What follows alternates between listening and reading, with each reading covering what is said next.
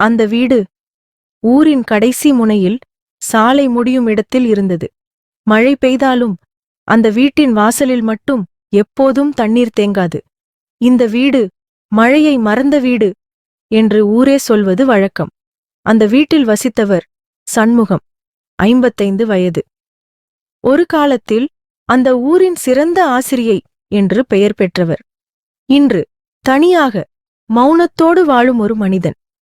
சண்முகத்தின் மனைவி மீனாட்சி 10 ஆண்டுகளுக்கு முன் இறந்து போனார்.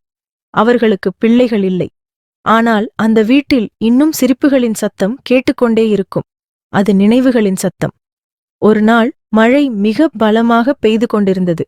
அந்த மழையில் ஒரு சிறுமி வீட்டின் வாசலில் நின்றிருந்தாள். சின்ன உடல், நனைந்த உடை, கண்களில் பயம். சண்முகம் கதவை திறந்தார். யாரு நீ என்று மென்மையாக கேட்டார். என் பேர் கவிதா. அவள் குரல் நடுங்கியது. கவிதா அந்த ஊரின் அரசு பள்ளியில் படிக்கும் மாணவி. அவளின் அம்மா தினக்கூலி வேலை. அப்பா ஒரு விபத்தில் இறந்து விட்டார்.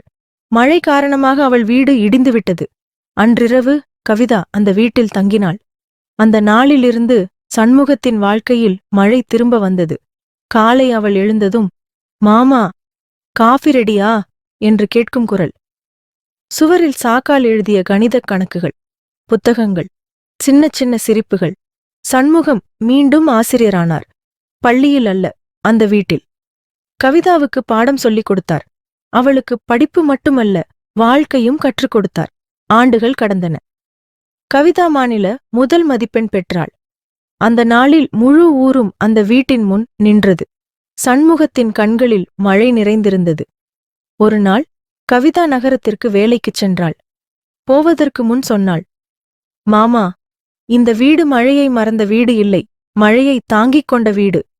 இன்று அந்த வீடு இன்னும் நிற்கிறது.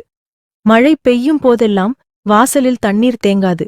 ஏனெனில் அந்த வீட்டின் அடித்தளத்தில் ஒரு ஆசிரியரின் தியாகமும் ஒரு குழந்தையின் கனவுகளும் ஒன்றாக கலந்து உறுதியாயிருந்தன. மருள் உறவுகள் இரத்தத்தால் மட்டும் உருவாகாது. அன்பால் உருவாகும் உறவுகளே நீடித்து நிற்கும்.